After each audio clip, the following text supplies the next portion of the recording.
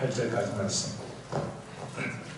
이스라엘아, 이제 내가 너희에게 가르치는 규례와 법도를 듣고 준행하라. 그리하면 너희가 살 것이요 너희 조상의 하나님 여호와께서 너희에게 주시는 땅에 들어가서 그것을 얻게 되리라.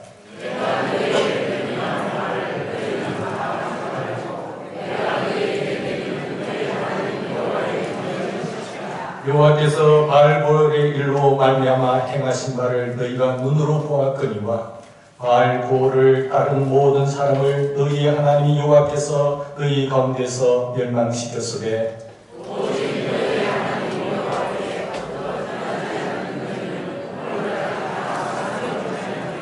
내가 너희 하나님 여호와께서 명령하신 대로 규례와 법도를 너희에게 가르쳤나니 이는 너희가 들어가서 기업으로 차지할 땅에서 그대로 행하게 하려 함인즉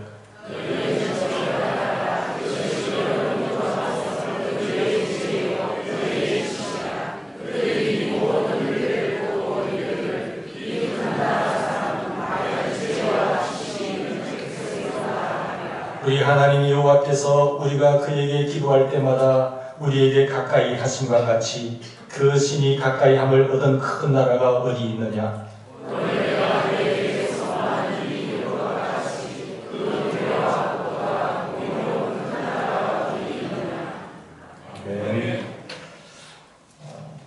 현재 면적으로 보면 세계 1위가 어느 나라일까요? 러시아. 2위는요? 캐나다. 3위는요? 아메리카. 3위는 이렇게 그 보면 미국. 4위는요? 중국. 인구적으로 볼 때는 어떨까요? 인구적으로 보면 중국 1위입니다. 2위는요? 인도. 3위는요? 그런데 이건 중요하지 않은 것 같아요. 미국, 그다음에 인도네시아 이렇게 하는데 면적으로 보면요, 이스라엘은 세계 한 몇 위가 될 것 같습니까? 면적으로 볼 때 굉장히 작아요. 러시아의 850분의 1, 미국의 490분의 1. 그러니까 제 85위가 한국이고 여기 더 작은 게 이스라엘이잖아요. 아주 이스라엘은 인구가 작습니다. 인구적으로 볼 때 보면 우리 한국이 한 몇 번째 갈까요? 세계에서 인구수로 볼 때 우리 한국이 참 작습니다. 그리고 이스라엘은 더 작죠. 남북한 합친 우리 인구별도 상당히 높은 게 20위 정도가 되고 이스라엘은 더 작고요. 한 100위 정도 됩니다. 세계에서. 근데 이런 작은 나라가 큰 나라가 된 비결이 뭘까요? 이스라엘이 하나의 작은 수요, 작은 민족이지만 택해서 하나의 뜻을 이루었거든요. 근데 얘들이 부강할 때가 있었고 약해질 때가 있었고 때로 종살이로 나라를 얻지 못할 때가 있어요. 예수님을 죽인 사건 이후로 거의 1948년 독립하기까지 나라 없이 지내지 않습니까? 그래도 하나님 그 나라를 부르셔서 세우시고 한때는 수천 년의 역사를 통해서 크게 되었다가 작게 되었다가 크게 되었다가 작게 되었다가 그 역사를 하는 거예요. 근데 이 작은 나라가 지금은 함부로 건드릴 수 없는 영향력 있는 강력한 나라가 된 비결이 어디 있어요? 우리나라도 보면 참 작은 나라잖아요. 6.25 있었죠. 일제 36년 포로 생활했죠. 일제 압정이 있었죠. 이런 나라가 70년 만에 이렇게 일어섰다는 것은 엄청난 하나님의 은혜죠. 오로지 주님 믿고 복음이 이 땅에 들어옴으로 말미암아 숨겨져된 피해 속에서 헌신 속에서 부흥했기 때문에 오늘 이 나라가 있는 게 있습니다. 그 비결이 참 중요하거든요. 여러분, 이스라엘도 작은 나라지만 우리나라도 상당히 작은 나라예요. 근데 이런 작은 나라가 크게 되는 비결, 우리가 어떤 건강적으로 보나 외모적으로 보나 학력적으로 보나 가진것적으로 보나 또 권력 면에서 보나 작은 인간이 큰 인물이 될 수 있는 비결이 어디 있을까요? 영향력 있는 그런 가정, 영향력 있는 사람, 그 영향력 있는 그런 나라가 되는 비결이 무엇일까요? 많이 배우면 영향력이 있습니까? 돈 많이 가지면 그렇게 됩니까? 그렇지 않습니다. 그렇게 될 수 있도록 뻗어나갈 수 있는 그 힘, 그것까지 계속 갈 수 있는 그것이 있어야 되는데 그것이 무엇인가를 우리는 꼭 붙잡고 가는 저와 여러분 되기를 바랍니다. 그 체스터턴이 이렇게 말했습니다. 내부적으로 모든 것을 다 갖춘 인간이 고통에 지치는 것이 아니라 쾌락에 지쳐 멸망한다고 했어요. 그 절망한다고 했습니다. 이 나 같은 인간이 이런 내가 힘들어서 인생을 왜 살아야 되느냐, 그것을 통해서 절망하지만 너무 쾌락을 쫓다가 다 가져봤지만 그걸 공유해가지고 이리 살아, 이게 다냐 인생이냐 하면서 절망한다고 해요. 고통에 지쳐서 절망하는 것보다 쾌락에 지쳐서 절망하는 것이 더 무서운 절망이라고 합니다. 인간이 왜 이렇게 절망할까요? 우리 인생을 살아가면서 왜 인상이 우리가 허무하다고 말할까요? 딱 한 가지 이유입니다. 인간이 하나님을 버렸다는 것이죠. 하나님을 버리면 절망 속에 빠지는 것이죠. 요즘 하나님을 버린 사람이 너무 많아요. 하나님을 버리는 사람들, 하나님이 없다라고 하는 무신론자도 많고, 하나님이 있는지 그리고 없는지 잘 모르겠다고 하는 불가지론자도 상당히 많습니다. 그리고 삶의 중심이 없는 거죠. 사랑하는 여러분, 우리가 레녹스가 말한 것처럼 하나님을 만나고 사는 삶이 평화와 안식과 행복과 축복과 그리고 보람된 삶이라고 고백해야 됩니다. 살아계신 하나님을 만남으로 우리가 행복과 보람과 가치와 어떤 추구하는 것이 있을 때에 진정한 복된 삶을 누릴 수 있다는 것입니다. 왜 삶이 의미가 없다고 생각하십니까? 왜 삶이 가치가 없다고, 내가 인생을 살아야 할 만한 가치가 없고 그런 보람이 없다고 왜 절망하십니까? 왜 삶에 대한 경외와 삶의 희망이 없고 정말로 마음속에 정말 괴로움과 좌절이 가득 찰까요? 우리의 마음에 하나님 두기를 싫어하기 때문에 그 순간부터 모든 것이 무너지게 된다고 성경 말합니다. 솔로몬이 해안에서 내가 인간이 좋아하는 것, 가령 술이라든지 마약이라든지 운동이라든지 쾌락이라든지 사업 확장이라든지 재산 증식이라든지 미모의 여성 그거 다 누려보았어요. 인간들이 좋다고 하는 것 다 누려보았지만 결론적으로 하는 말씀이 헛되고 헛되니 헛되고 헛되도다. 그렇게 결론 내렸어요. 그리고 그거 하는 말씀에 전도서 마지막 장에 결론적으로 하는 말씀이 뭔가 하면 인간의 본분이 무엇인가를 깨닫고 이야기합니다. 마지막 장에 이의 결국을 내가 다 들었으니 하나님을 경외하고 그의 명령을 지킬지어다. 이것이 사람의 본분이니라 하세요. 내가 높은 자리에 올라간다고, 내가 많이 공부한다고, 내가 기업의 회장이 된다고 삶의 보람과 의미를 갖는 게 아니라는 거예요.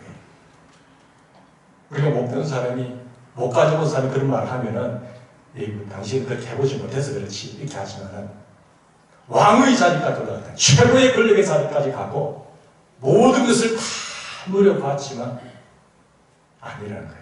그런 사람이 이야기를 하는 거예요. 하나님을 경외하고 하나님의 명령을 지킬 때에 인생의 의미와 인생의 보람을 느낀다라고 솔로몬은 결론적으로 말하고 있습니다. 즉 하나님과 접속될 때에 인생의 공허함과 좌절과 절망이 사라지고 거기에서 인생을 살만한 가치가 있다고 하는, 그게 생기와 행복과 그리고 인생의 의미와 희망을 갖고 살아간다고 이야기를 하고 있는 것입니다. 어거스틴이 고백할 때 이런 말을 했어요. 주님께서 우리를 주님을 위해서 만드셨기 때문에, 우리 인간을 주님을 위해서 우리를 만드셨기 때문에 우리의 마음은 주님 안에서 안식을 발견하기 전까지는 안식이 없다고 했어요. 어거스틴이 성 어거스틴이 되기 전까지 평생을 다 했지만 그러다가 주님을 만나고 말씀을 접하고 나서 하나님의 백성이 되고 나서 성 어거스틴이 되고 나서 한 말씀입니다. 우리의 공허 속에 우리는 주님을 위해서 창조됐다는 거예요. 그리고 프랑스의 수학자 겸 철학자인 파스칼이 뭐라고 고백했는가 하면 모든 인간의 마음에는 하나님이 만들어 두신 공백이 있는데 이 공백이 채워집니다. 그 공백은 하나님께만 있다는 거예요. 내가 세상의 모든 것을 다 갖추더라도 이 공백이 채워지지 않으면 자살할 수밖에 없다는 거죠. 왜? 인생의 가치와 의미를 모르니까. 그래서 우리 하나님이 만드신 창조의 형상대로 그 공허함이 하나님께 접속이 될 때, 하나님으로 가득할 때 인생의 가치와 보람을 느끼는 것입니다. 우리는 하나님이 살아계시다는 것을 믿고 있습니다. 그게 가장 큰 축복이죠. 하나님이 믿으신다는 것. 그렇지만 무한히 크신 그 하나님과 내가 접속되어서 큰 사람이 되는 것을 내가 체험하고 있습니까? 무한히 크신 하나님과 관계를 맺어서 내가 큰 사람이 되는 것을 내 삶 속에서 지금까지 많이 경험해 오셨습니까? 만약 그렇지 못하다고 한다면 그 이유가 무엇일까요? 우리 하나님은 전능하신 분인데, 하나님이 우주를 다스리시는 분인데, 내가 그분과 접속이 되어 있음에도 불구하고 내가 왜 공부할까? 이유가 뭘까요? 여러분 본문 1절에서 8절까지 보시면 계속 어떤 단어가 반복해서 나오고 있습니까? 어떤 단어죠? 1절에 보시면 너희 조상의 하나님 여호와, 2절에도 보시면 너희 조상의 하나님 여호와, 3절에도 보시면 너희 하나님 여호와, 4절에도 보면 너희의 하나님 여호와, 5절에도 보시면 나의 하나님 여호와, 7절에 보면 우리의 하나님 여호와, 너희 하나님 여호와, 7절에 우리 하나님 여호와, 5절에 나의 하나님 여호와. 이런 단어가 계속 나오잖아요. 반복되고 있잖아요. 여호와 하나님, 여호와 하나님이 우리가 인생을 살아가는데 삶의 보람이 되고 큰 인물이 되는데, 큰 나라가 되는데 비결이라는 사실이에요.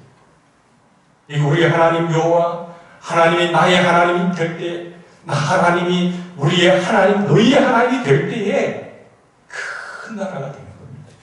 왜? 그분 너무 무한하시고 크신 분이기 때문에 그래요. 여호와 하나님께서 무한히 크신 하나님이라고 제가 말씀드렸잖아요, 몇 번. 우주 공간에 많은 지구와 같은 별이 몇 개 있다고 했죠. 우주 공간에 지구와 같은 별이 몇 개 정도 있다고 했습니까? 700개가 있다고 해요. 700개. 하도 그래서 한 줌을 이 바다 모래알을 손을 떠서 모래알을 결수를 하고 이 미안한 면적이 이만한 모래알이 있다는 것을 따져보니까 사막의 모래알, 바다의 모래알 다 합치면 개수가 얼마 정도라겠죠? 일을 가량은 아니지만 통계적으로 볼 때 100회 정도가 된다고 했어요. 100회. 억, 조, 견, 해. 지구의 모래알이 100회가 된다. 그러면 그 7배 더 많다고 하니 우주의 별이 700회의 우주의 별이 있다. 2500개의 모여서 한 은하계가 되고, 이 은하계가 5천억 개가 있잖아요. 그게 그냥 생겨났겠습니까? 아니잖아. 모든 이 별들을 주관하시는 하나님, 그 하나님은 무한하신 하나님. 우리 하나님이 창조하시고 다스리는 것을 믿고 있습니다. 이게 믿어진다는 하나님이 창조하십니다. 무한한 별들을 누가 창조하셨습니까? 석가가 창조했습니까? 공자가 창조했습니까? 만물의 여호와 하나님이 태초에 천지를 창조하십니다. 무한대의 하나님께서 창조하셨습니다. 우리 각자 인체 속에도 보면 우리 무한히 정교하신 하나님의 창조의 솜씨가 들어있는데, 우리 안에 세포가 한 60개 조에서 한 100개 조의 세포를 구성합니다. 60개 조에서 한 100개 정도, 100조 정도.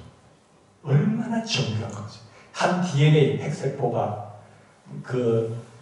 이 계산해 보면 염기 길이를 다 해서 늘어놓으면 그 길이가 DNA 아닌 핵 염기 길이를 다 늘어놓으면 얼마나 길이가 되느냐? 지구 둘레에 한 250만 길이가 된대요.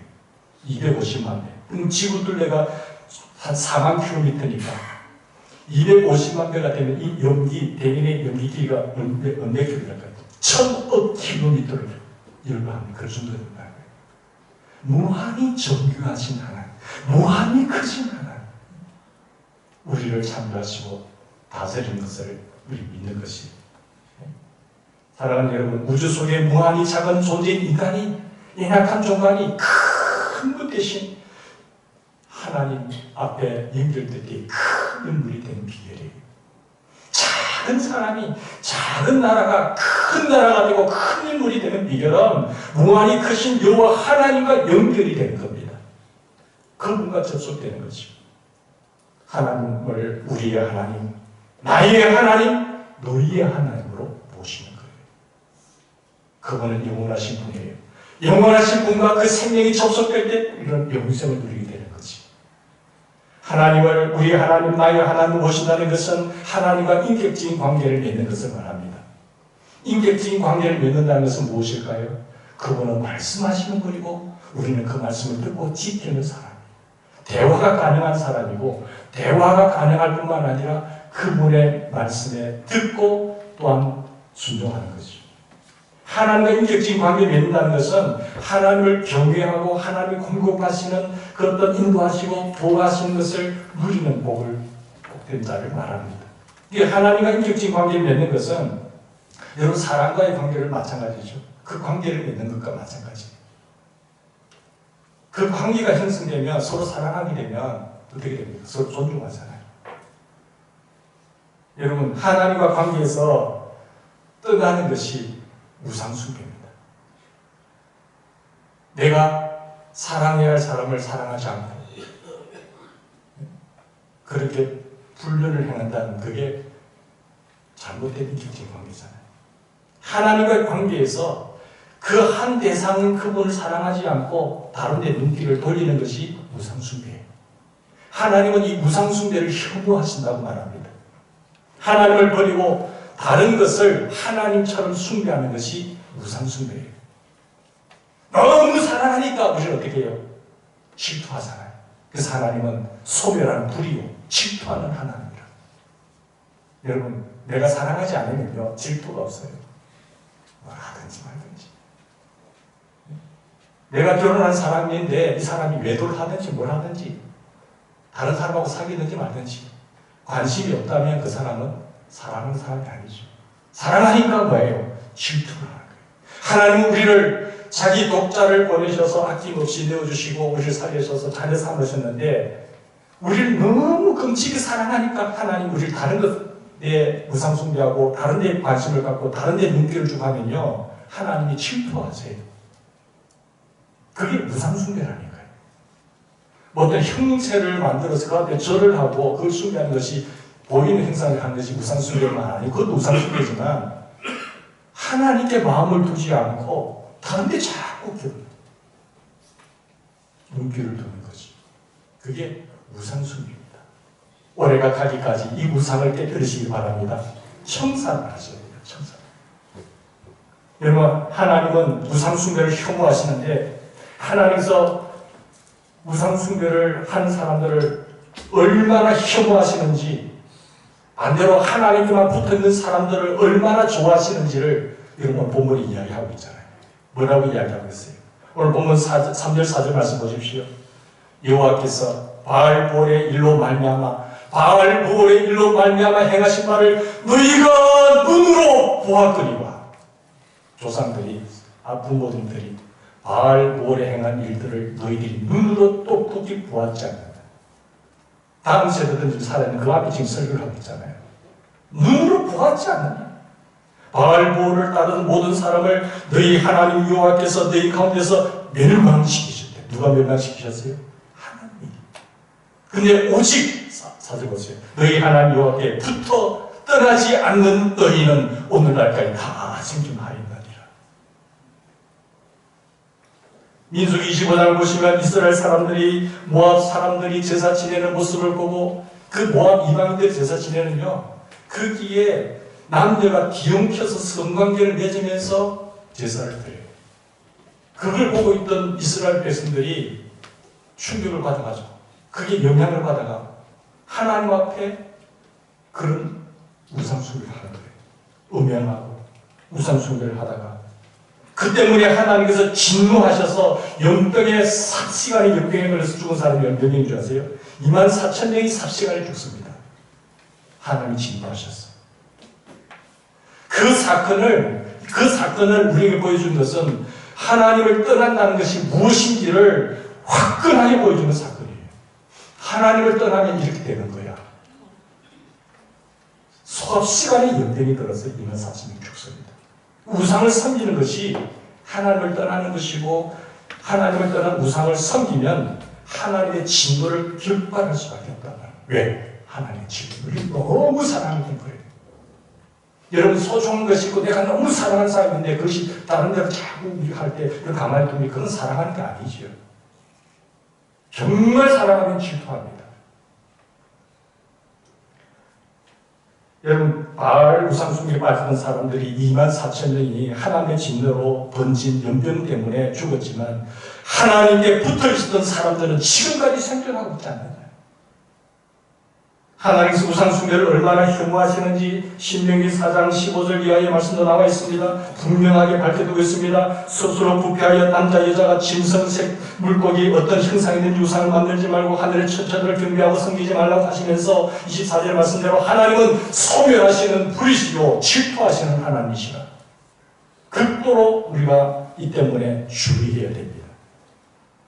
하나님의 질투는요, 하나님께서 자신의 영광을 절대로 다른 존재에게 빼앗기지 않고 지키시는 겁니다. 하나님의 너무 거룩하시고 하나님의 하나님된 존재를 침범하며 가는 거예요. 그러니까 선악과 사건도 그거거든요. 내가 창조주고 내가 주인이고 너희는 규정물이라는 사실의 상징인데 그걸 건드리잖아요. 하나님이 다 용납하면 그걸 침범당하면 하나님은 견딜 수가 없어요. 우리의 행복을 철저하게 지키는 비밀이 뭡니까? 그 하나님이 우리를 너무 사랑하셔서 하나님의 다른 사랑의 다른 표현이 질투입니다. 질투. 여러분의 남편과 아내가 다른 여인이나 남자를 사랑한다면 배우자에 대한 전심과 전심의 사랑으로 다른 표현이 뭐로 나타나죠? 질투로 나타나잖아요. 내 사랑하는 사람이 다른 사람 많이 같이 지내도 뭐 그게 질투함이 없다. 그건 아니지. 하나님도 자기 자신의 외아들까지도 우리를 위해서 내어주신 그 사랑할 정도 우리를 사랑하시는 거예요. 그 누가 자기 독자 하나밖에 없는 사람을 십자가에 죽기까지 내어줍니까? 그만큼 우리가 가치가 있고 소중하고 피로 값주고 우리 사셨어요. 믿습니까? 우리가 오늘 우리에게까지 주님은 엄청난 대가를 지불하고 나를 위해서 수모와 조롱과 핍박과 아픔과 고통을 다 당하셨어요. 그리고 우리를 저주에서 고통에서 죽음에서 건져내셨잖아요. 그만큼 사랑하는 거예요. 하나님 그래도 하나님께서 이만큼 사랑하신다는 나와 내 자녀도 우리도 하나님을 사랑하기 원하는 거예요. 그게 인격적인 관계입니다. 우리가 하나님을 진심으로 사랑하지 않고 우상을 섬기면 하나님께서 정말로 거룩한 질투를 하시고 하나님께서 전심으로 돌이키도록 조치를 취하시는데 그 조치 방법이 사랑의 징계입니다. 돌아오라는 거예요. 하나님의 사랑의 징계가 뭘로 나타나죠? 본문에 보니까 소멸하는 불로 나타나는 거예요. 신명기입니다. 바알 숭배를 바알 우상을 섬긴 24,000명이 그 자리에 죽는 것이 바로 하나님의 질투의 결과로 24,000명이 죽는 거예요. 소멸하시기 때문에 우리가 우상 숭배를 할 때에 하나님께서 질투하시기 때문에 우리가 속히 망하고 결국 진멸당할 수밖에 없다고 사랑 26절에 말씀하고 있잖아요. 하나님은 어떤 분이세요? 소멸하시는 분이시기 때문에 그게 사랑의 표현에 다른 방법이에요.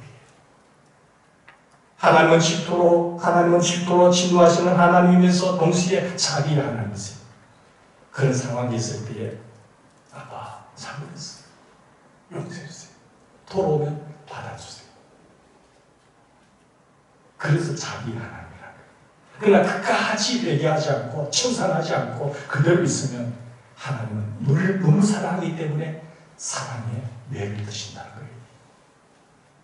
여러분 보면 여러 곳에 하나님께서 우리에게 말씀하신다는 말씀이 있습니다. 우리가 하나님의 말씀 때문에 우리는 큰 사람이 될 수가 있습니다. 우리가 하나님의 말씀대로 살아야 한다는 것이 오늘 본문에 제시되어 있습니다. 하나님은 말씀하십니다. 하나님은 말씀하십니다. 하나님은 말씀하시고 우리는 그 말씀을 충동하고 그 말씀대로 지켜 행해야 된다라고 계속 강조하고 있어요. 우리가 말씀하시는 하나님과 연결되는 것이 우리가 잘 되는 비결입니다. 말씀하시는 하나님과 연결돼야 돼요. 우리가 하나님의 말씀대로 살 때에 바로 살고 잘 살라는 것이 작은 우리가 크게 되는 비결이에요.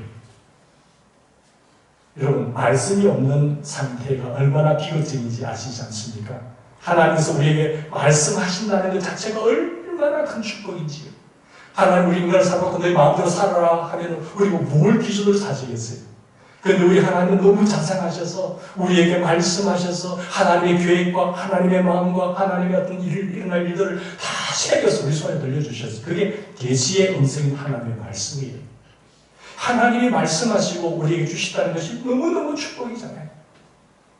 아니면 기준도 없이 헤매고 살아갈 건데 말씀이 없는 사람과 세상이 어떻게 되는지를 보면 잘 알 수 있습니다. 사람이 죽었다고 말한 그 니체, 무신론자 니체가 하나님이 죽었다, 신은 없다고 말한 그 니체의 말대로 보면 하나님을 버릴 때에 하나님의 말씀을 버리잖아요.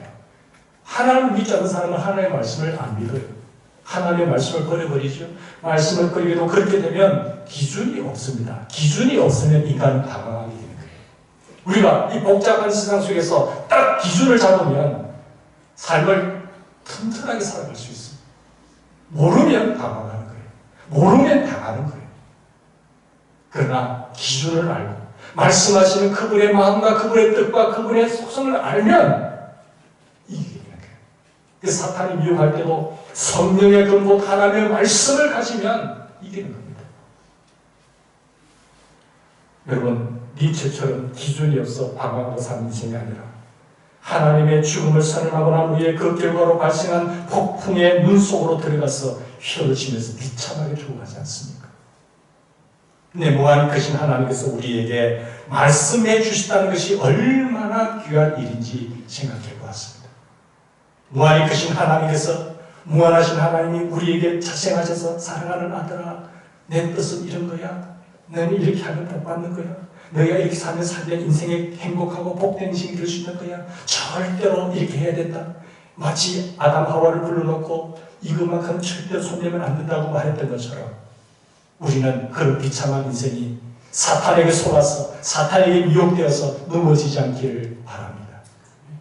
하나님은 우리에게 말씀해 주시고 우리는 하나님의 말씀대로 살면 작은 우리가 무한히 크신 하나님 때문에 큰 사람이 되는 거예요. 영향력 있는 사람이 되는 거예요. 그런 나라가 큰 나라가 되는 거예요. 배후에 하나님이 함께 하시니까. 1절 말씀 보세요. 이스라엘아, 이제 내가 너희에게 가르치는 규례와 법도를 듣고 준행하라. 그리하면 너희가 살 것이요 너희 조상 하나님 여호와께서 너희에게 주시는 땅에 들어가서 그것을 다 얻게 되리라. 이절에 보시면 내가 너희에게 명령하는 말을 너희는 가감하지 말고 내가 너희에게 내리는 너희 하나님 여호와의 명령을 지키라. 5절에 보면 내가 나의 하나님 여호와께 명령하신 대로 규례와 법도를 너희에게 가르쳤나니 이는 너희가 들어가서 기업으로 차지할 땅에서 그대로 행하게 함인즉 6절에 너희는 지켜야 하라. 이것이 너희 여러 민족 중에서 너희 지혜가 될 것이고 지식이 될 것이고 이 말씀을 듣고 이르기를 과연 지혜와 지식이 있는 백성이 될 것이라.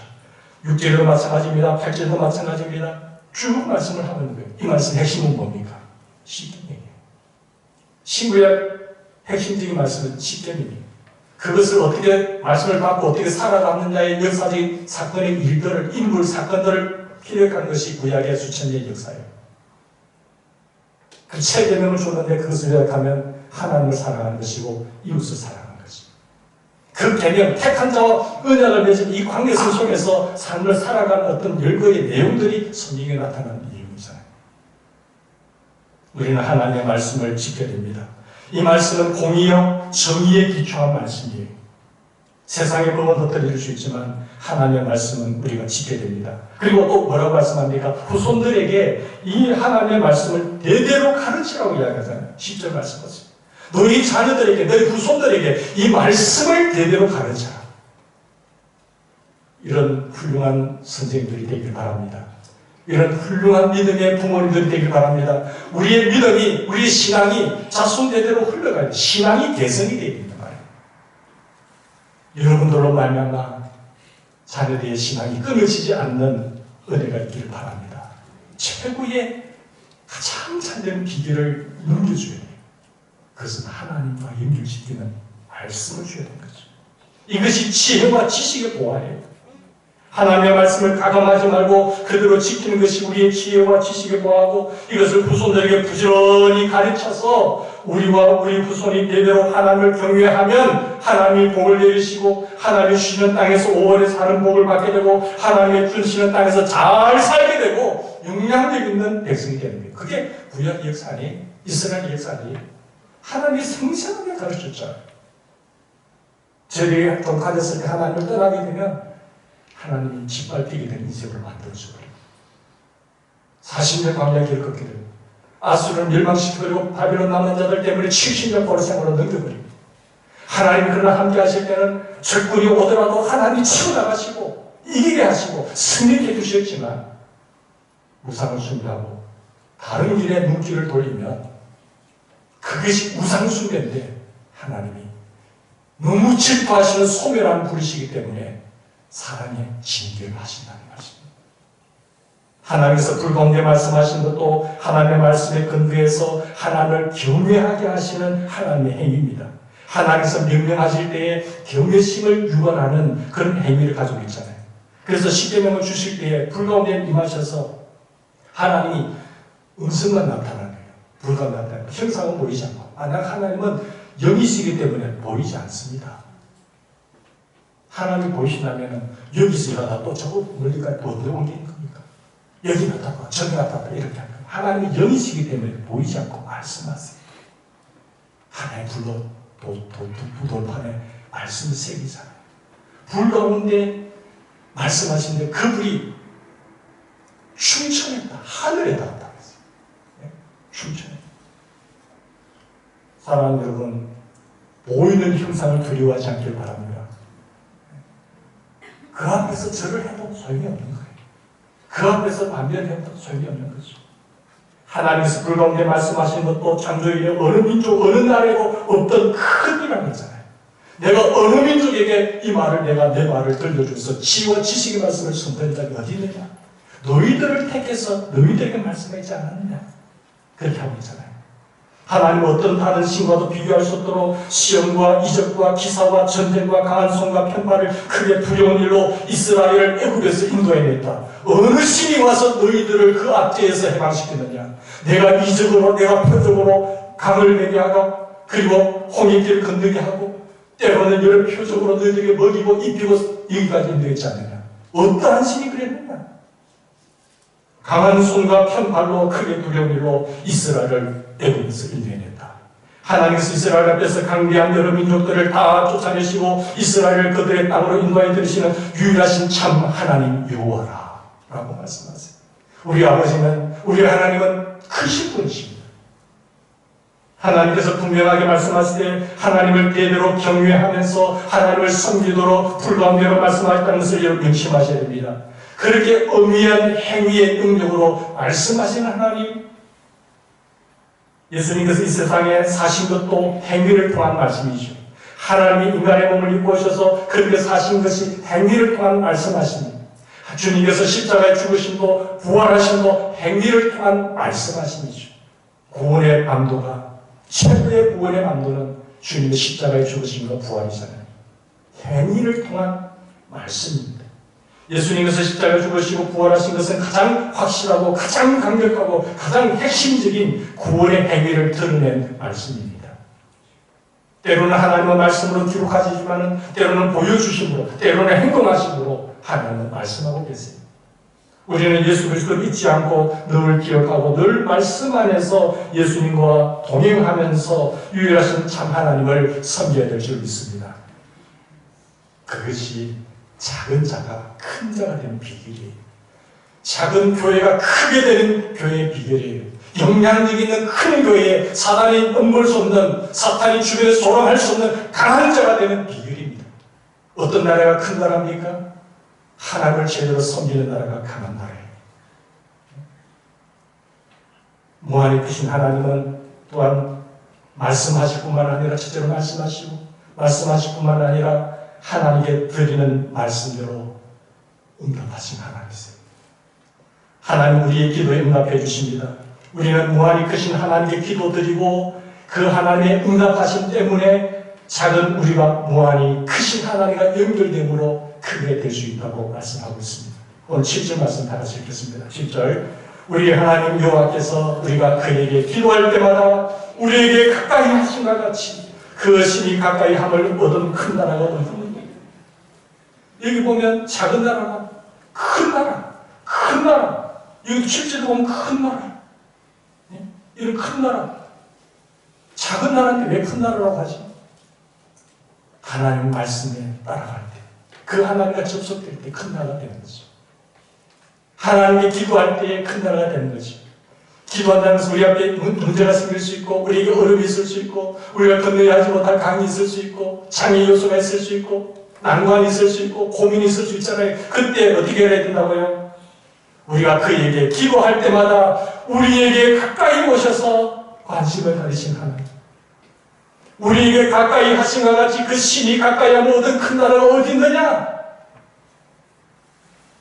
히스기야 왕이 당시 초대 강국인 저 아수르가 사네립 왕이 유다 나라를 침공해 들어올 때에 히스기야가 뭐라고 합니까? 옷을 찢고 굵은 베옷을 입고 하나님의 성전에 나와서 하나님 우리를 도와주시옵소서. 저 큰 나라가 우리나라를 침공하려고 한나이다.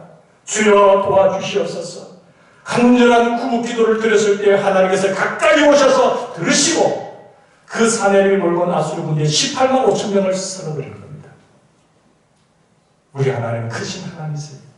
문제와 고민 속에서 내 스스로 해결하지 마시고 하나님께 오면 하나님이 가까이 오셨어요. 내 눈과 내 마음이 있는 곳에 와서 기도하면 내가 듣고 내가 너에게 응답할 것이 말씀하셨잖아요. 왜 한국교회가 텅텅 비어가고 있습니까? 우리 성도들, 우리 선조들은 순례길을 흘리면서 교회에 모였어요. 구국재단을 쌓았어요. 엎드려 기도했어요. 문제가 있을 때마다 하나님을 찾았어요. 그런데 이제 살만하니까 다들 세상에 몸으로 나가요. 하나님 필요 없어요. 내 눈과 내 마음이 있는 곳에 와서 내가 와서 기도하면 내가 듣겠다고 하셨잖아요. 여러분 문제와 아픔과 고민 속에 좌절하지 마시고 하나님을 찾으시기 바랍니다. 그때 찾아보면 내가 은혜를 받게 되고 하나님의 어루만지심과 회복하심을 맛보게 되는 감정자가 되는 거예요. 그래서 우리 인생의 은혜의 기념비가 많이 세워지게 되는 거예요. 하나님이 이렇게 하셨다라, 하나님이 살아계신다라고 기도할 때에 하나님이 가까이 오셔서 들으신다고 하셨잖아요. 세상에 속지 않기를 바랍니다. 세상이 그걸 우리에게 주는 것 아니에요. 내 노력과 내 땀방울이 결실을 얻는 것이 아니지 않습니까? 소출이 찼는데 소출이 기한전에 떨어지면 무슨 소용이 있겠습니까? 하나님이 함께 하실 때에 소출이 기한까지 딸 때까지 지켜주신 겁니다. 사내립이 자기 이스록의 신전에 들어가서 경배하고 기도할 때에 그의 신이 그에게 응답했습니까? 아무 소리도 없었어요. 엘리야가 850대 1로 하나님 앞에 그 이방신들과 대결했을 때에 하나님이 들으시고 역사하셨잖아요. 이방신들이 길을 뚫어서 그들에게 해결해 주었습니까? 아니잖아요. 우리가 속지 않기를 바랍니다. 구한다고 되는 게 아니에요. 부적 수천만 원짜리 붙인다고 해서 그걸 지켜주는 게 아니잖아요. 우리의 하나님 여호와가 창조주실 뿐만 아니라 이 세상에 주관하시는 주관자이십니다. 유다 왕국이요 아무리 약해도 그 강한 군대와 싸움에서 아무리 작아도 무한하신 하나님과 연결되니까, 강하신 하나님과 연결되니까 그 민족이 큰 민족이 되는 겁니다. 유다 왕국의 히스기야 왕이 하나님께 간절히 기도할 때에 하나님께서 들으시고 응답해 주시잖아요. 여러분 문제가 많으세요? 교회 앞에 문제가 있으세요? 그러면 더 모이셔야죠. 더 깨어 기도하셔야죠. 우리의 믿음을 테스트할 때 하나님께 찾으셔야죠. 왜 교회가 더 텅텅 빕니까? 크게 된 비결은 하나님의 손에 있습니다. 우리의 믿음을 훈련하는 기간이에요. 더 하나님께로 가까이 나가는 세대가 되기를 주의로 축원합니다. 내가 내 눈이 하나님을 떠나서 다른 데에 고정되어 있던 것, 그게 우상숭배라고 하고 있습니다. 우상숭배에 그 우상을 깨뜨리지 아니하면 하나님 역사하지 않는 거예요. 하나님이 나의 전부입니다. 하나님이 우리의 왕이십니다. 하나님이 내 삶의 주님이십니다. 그 주님을 바라보고 주님만 의지하고 주님과 함께할 때에 작은 나라가 큰 나라가 되고 작은 인물이 큰 인물이 되고 약한 교회가 강력한 교회가 되고 그런 가정이 힘 있는 가정입니다. 이런 은혜와 축복이 우리 모두에게 넘치길 바랍니다. 올 한 해에 청산하지 못한 것 이제는 다 끊어버렸습니다. 청산하고 새해에 주님과 함께 새롭게 시작하는 믿음의 주님들 되시기를 간절히 바랍니다. 같이 기도하십시오. 하나님 아버지 고맙습니다. 감사합니다. 작지만 큰 비결을 우리에게 가르쳐주신 주님, 우리는 아무 자격이 없지만 하나님 부르셔서 택하셔서 자녀로 세우시고 하늘나라 시민권 갖게 하시니 감사합니다.